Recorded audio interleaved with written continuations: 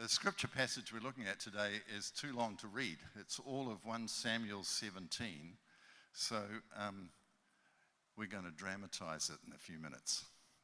It's the story of David and Goliath, and that phrase is known not just amongst believers, but it's a phrase that's used in common language.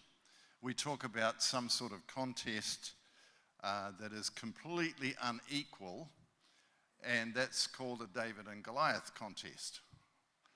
Like where the odds of the little guy winning are so ridiculous, it's just so uneven. So, for example, if you're watching a dog fight between a Rottweiler and a toy poodle, who do you think's going to win? Well, if the poodle won, it would be a David and Goliath story, all right? If a small town lawyer in the back end of nowhere takes on the government and wins the court case, that's a David and Goliath story. Or those of you that are still on a learner license, if you decided to take on Shane Van Gisbergen or Lewis Hamilton in a race in a car and you won, that would be a David and Goliath story. So here's the thing. Goliath is about 3 meters tall. Anyone here 3 meters tall? You got an idea of how tall 3 meters is? Liam, how tall are you? Come up. 1.88, so you're not even 2 meters. Not even 2 meters. Go and stand at the foot of the cross, and we can sort of work it out from there. Okay, so about where the crossbar is probably Goliath. Okay? Thanks, Liam. That didn't hurt. Goliath's armor weighs 58 kilograms. I'm not going to tell you how heavy I am because I'm too heavy, but and I'm not going to ask anyone who's 58 kilograms to tell us, but that's probably about the weight of David. Goliath is a professional soldier. David's never been on a battlefield before. It's such a one-sided contest, it's ridiculous. And for 40 days, this giant comes out, struts his stuff in front of the Israelites, goading them, taunting them, inviting them to come and fight, and nobody moves. Everybody is scared. And Goliath is the biggest of a whole lot of Goliaths. You see, he wasn't the only one in the Philistine camp that was big. There were dozens more like him. The town of Gath, where he came from, for some reason, bred these really big guys. And the Philistine army was a forest of swords and spears and armor, and the Israelites had hardly anything. Do you know why? Because there'd been battles before with the Philistines and the Israelites, and the Philistines had won. And so what they did was that they went through the land and they got everybody who was a blacksmith, that's a person who made armor and swords and shields and stuff, and they took them into captivity. So there was nobody in the land of Israel who knew how to make a sword or a spear or all that stuff. And in fact, when the Israelites wanted to get their sickles sharpened, they had to go to the Philistines and pay them to sharpen their sickles and their agricultural implements. The only weapons that were mentioned in this story is that Saul, the king, had a sword and armor, and his son Jonathan had a sword and probably armor. So here's the idea that here's Goliath. He comes out and he's parading in front of the Israelites every day for 40 days, and he's saying, "Here I am, what are you going to do about me?" So lead us, Mel, through this scripture. Okay, so we're going to do a bit of a dramatized... Okay, we're going to split the church in half. So this side, you are joining the Philistines, okay? This side of the church, you are joining the Israelites. When I talk about the Philistines, jeering and sneering and calling these guys chickens, that's when you guys join in and you like, yeah, chickens. I don't know. And then when the Israelites freeze and shake in their boots and quake in their boots, you guys can, I don't know the sound for quaking in your boots. Sound good? Shall we just practice? All right, so we'll practice the Israelites freezing in shock. Okay, Jigsaw illuminates. Come on, I need some more. Right, ready? Go. Yeah, good. My David needs to be closer. I've also got David. David is coming. David, give him a round of applause. I think he might need to put his Crocs in sport mode. No, you'll be fine. This is Goliath. Okay, Philistines, I need some jeering or, yeah.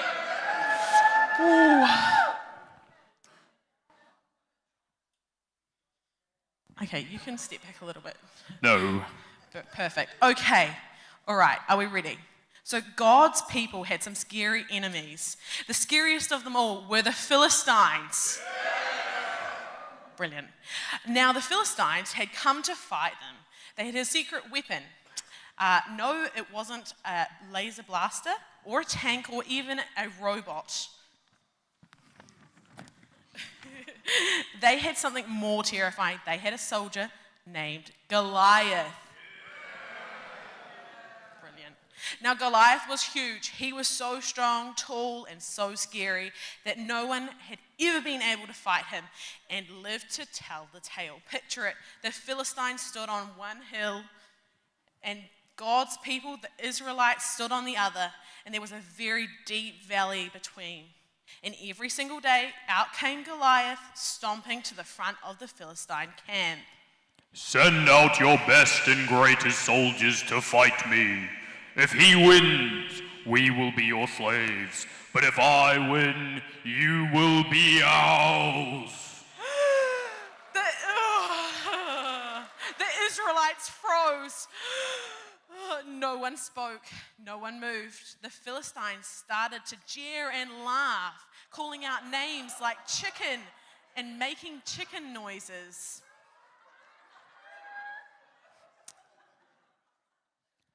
Your God can't save you. I will rip off your head and have you on toast. Goliath squinted across the valley, sneering, and then he threw his head back and let out a deep, terrible laugh that echoed across the hills. He was terrifying. He might as well have been a green, slimy monster with 3 heads. God's people were afraid. If someone didn't do something soon, they would be destroyed, but God was going to do something. Now, do you remember David? This is David with his Crocs not in sport mode. Very dangerous. Oh, he's changed them. Whew, he can run now. Now, he was the youngest son of Jesse. His older brothers were in the army, but David was a shepherd boy looking after the sheep. One day, Jesse sent David to deliver lunch to his brothers. And then David arrived and he saw Goliath and he saw how scared everyone was. Don't be afraid. I'll fight him for you. Yeah. Brilliant. Now the crowd gasped. Even the king was shocked. You, the king said, you're just a boy. Goliath's a trained soldier. How will you fight him? God will help me. So the king gave David his royal armor to wear. But it was far too big and heavy, and David couldn't walk. He shook his head and said, I won't need this. Instead, David walked to the stream. Do you want to walk to a stream? Imagine a stream. He knelt down and picked out 5 smooth stones. He slipped them into his pouch, grabbed his sling, and started walking to Goliath. Step, step, step. And from the other side, Goliath began to move too. Thud, thud, thud. They met in the middle. Whoa, that's very close middle. Okay, we're using our imagination. Whoa, guys. Break it up. They met in the middle of the valley. You? You're the one they sent to fight me? I might be little, but God is great. With just one swing of his giant sword, Goliath could finish David off. But David didn't stop. He said,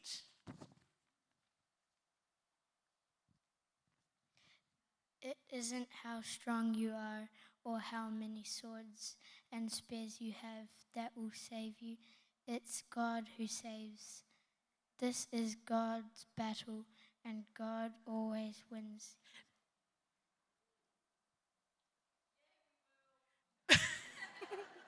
David reached into his pouch, pulled out a stone, placed it in a sling. He's placing it in a sling, and began to swing. Around and round and around it went, and whiz through the air like a bullet into Goliath. Thud! Right between the eyes. Goliath stopped laughing, blinked, and wobbled. He fell. Is he going to fall? And crash down to the ground. And when the Philistines saw their champion was dead, they screamed and ran away. They're running away. And when God's people saw it, they cheered. Brilliant. Because God had saved his people again. David was their hero, but it wasn't really. He wasn't really. It was David's strength that saved the day. It was God's power working through him. And that's the truth for us too. When we trust God, no giant is too big, no problem too strong, and no battle too hard, because God always wins his battles. And so that's the end of our story. Give yourselves a round of applause. Give everyone a round of applause. Nice work. Thank you very much. That was great. That will be on YouTube. You can watch that and give us money for summer camp. No, I don't know. It's a subscription. You have to no. I really love that story and seeing everyone get involved. That was great. Hey, at your tables, you've got an A3 piece of paper. And we're going to now just discuss, because you were all in a camp. You were either in the Philistine camp or you were in the Israelite camp. And so at your table, I want you to discuss how it would have been for each of the camps. At the morning when Goliath would come out, stomping and yelling over at the Israelites, how would the Philistines felt? Would you be like, yeah, we're going to win? Or would you be the Israelites? Would you be like, ah? And so in each column or each side of the paper, talk about what emotions there were in the camps. How would you have reacted when Goliath fell to the ground and David had won? So we're going to spend a few minutes discussing that. Okay, let's just sum this up then. So, Mel, do you want to do that side? Do you want to do the smelly Philistines? Okay, and I'll do the angelic Israelis over this side. Okay, any ideas? How would it have felt being in the Israelites' camp during David and Goliath's interactions? What answers did you have? Yep, Sam? Petrified. Petrified, yep. What else? Are we doing both sides at the same time, Yeah, John? we can do both sides, yeah. Mentally tortured.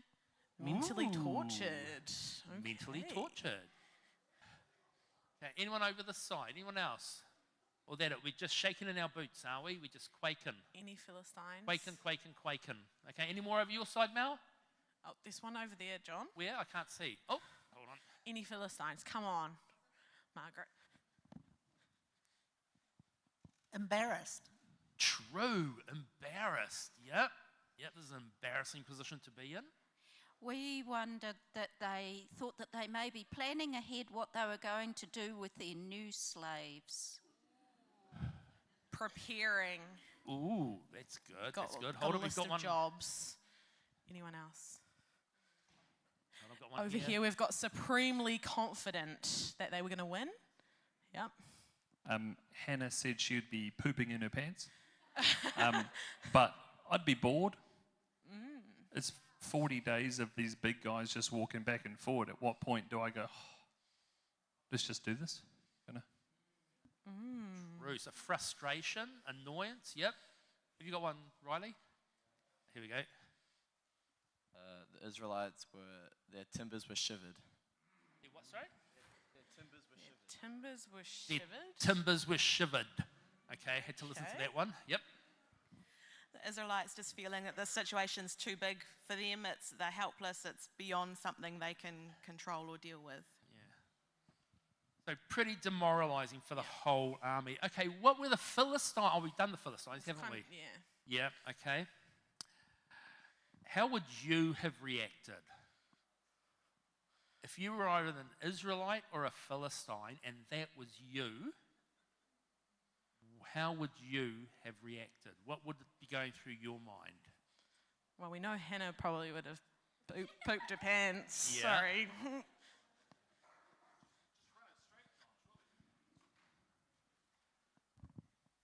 As the person that played Goliath, I felt really confident up against some very short people.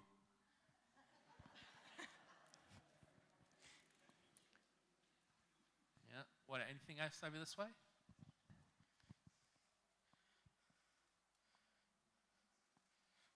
No?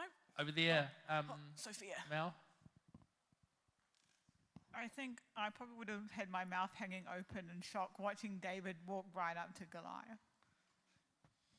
Yeah. Yeah. Bit of cool. disbelief. Yeah. So yeah, it's always really interesting to reflect on how it would have been in that situation. So I think David's going to come up with he's got a bit of a message that he's put together for us. So we're just going to spend some time looking at that.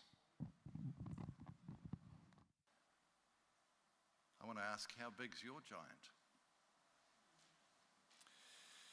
You know, Goliath came out every day yelling, "What are you going to do about me?" And that's what our giants do. Our giant doesn't carry a sword, but he appears every day, just like Goliath. Our giants have different names: unemployment, depression, finances, alcohol. Our giants don't parade on the battlefield of Israel.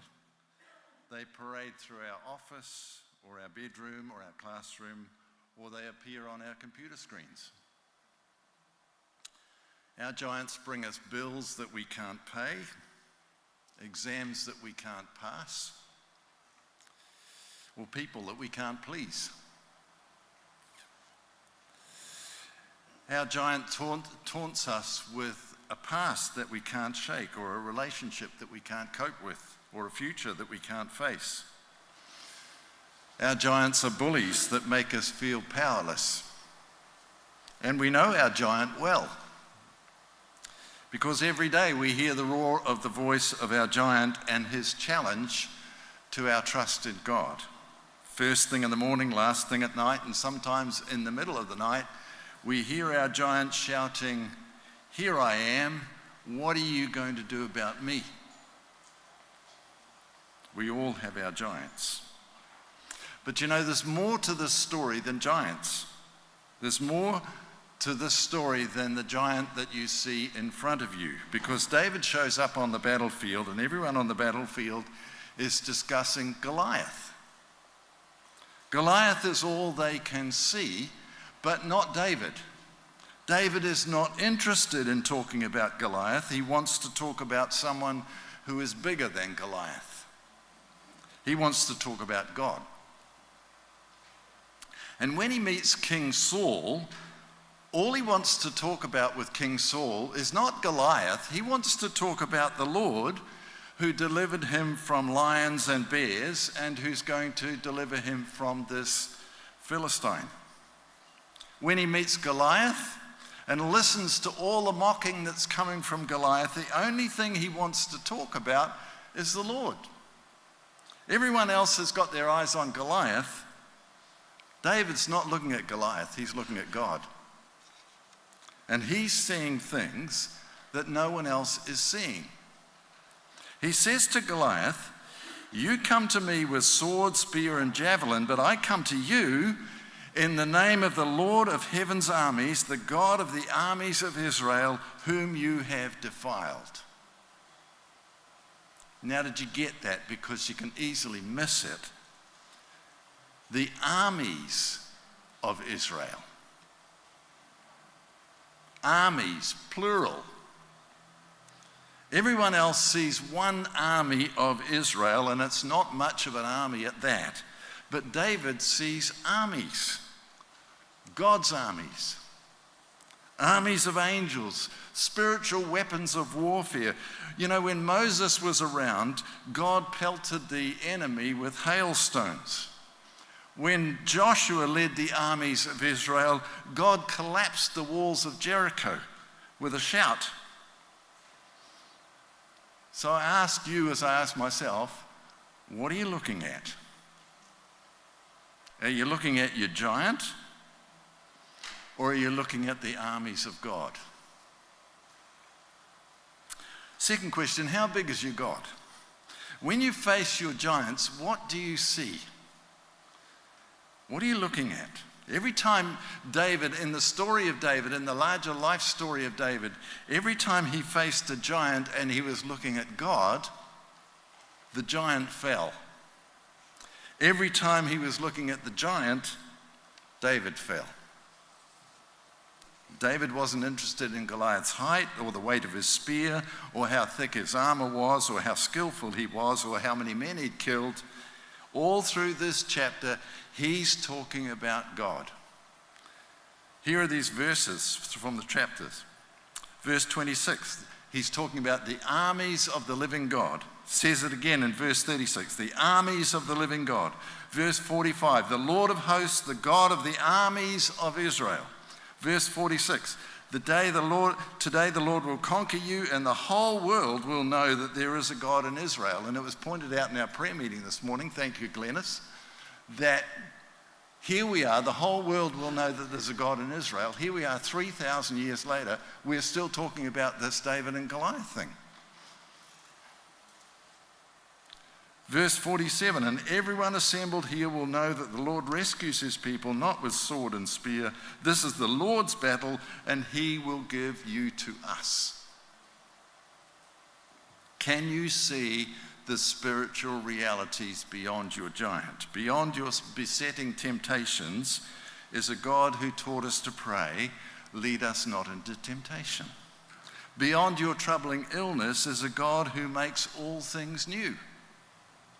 Beyond your financial difficulties is a God who says he will supply all our needs according to his riches in Christ Jesus. Surrounding us as we go to work are angelic beings that God sends to watch over us. However big your giant may seem, and some of them are pretty big, God is bigger. That's the story. That's the life lesson from the David and Goliath story.